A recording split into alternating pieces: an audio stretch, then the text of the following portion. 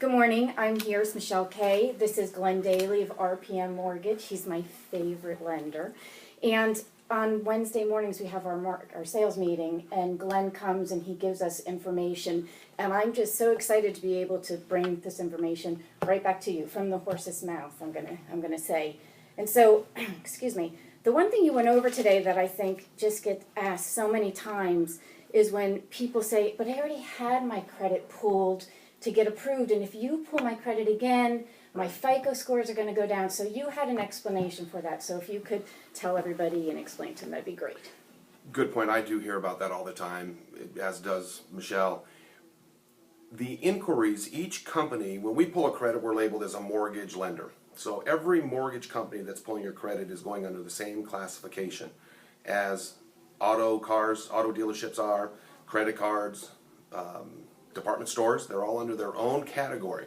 So each time you pull a credit, it gets labeled under whatever category that is.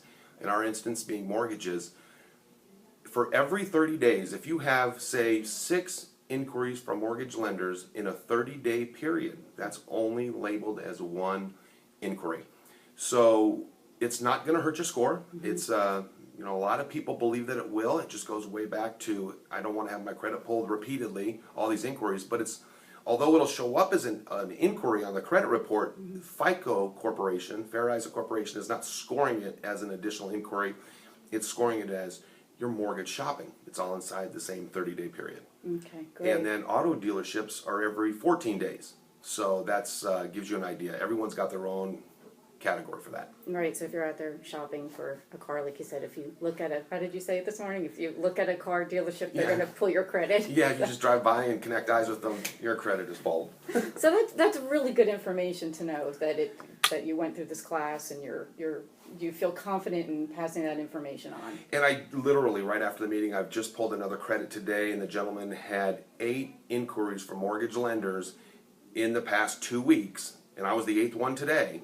And yet on his Fair Isaac scoring model, it didn't say anything about inquiries impacting his score. Whereas normally that would show up number 1 or number 2 if the inquiries impacted the score. But since it was all inside a 30-day period, it didn't even hit the radar. Yeah, that's great. Okay, and then the other thing, you talk about so many things, but the being self-employed, which has been a struggle for so many people over these past few years, you said, I'm going to say it, and then I'm going to say you're going to agree or disagree with me. If you've been self-employed for the past 5 years and you can prove it with a type of license? Business license. Business license. So were you talking just to realtors when you were talking today? It's or anybody. It's anybody. Yeah, it's a new Freddie Mac program. And the self-employed folks, it's very difficult for them to qualify because of tax write-offs that you can use to lower your tax liability.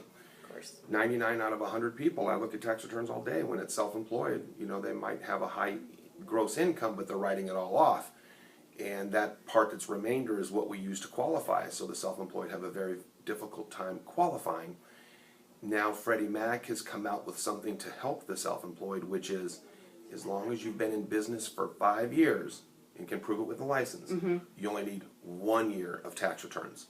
Fannie Mae, on the other side, and how it's always been, has been requiring 2 years of tax returns, and then they average out the income. So the self-employed folks have to show a lot of income to qualify for a home for a 2-year period. Now it's just 1 with the Freddie Mac's availability. So when you do your taxes this year, if you're self-employed, they're coming up, you may want to think about that. And you want to buy a house. And you want to buy a house. If you want to buy a house, you can just turn in the 2013 tax returns and then get back to the way you were. Yeah, doing it before. Yeah. We won't say any more at this point. But thank you so much, Glenn. I appreciate it, and you have a good day. All right, thank you. Okay, bye now.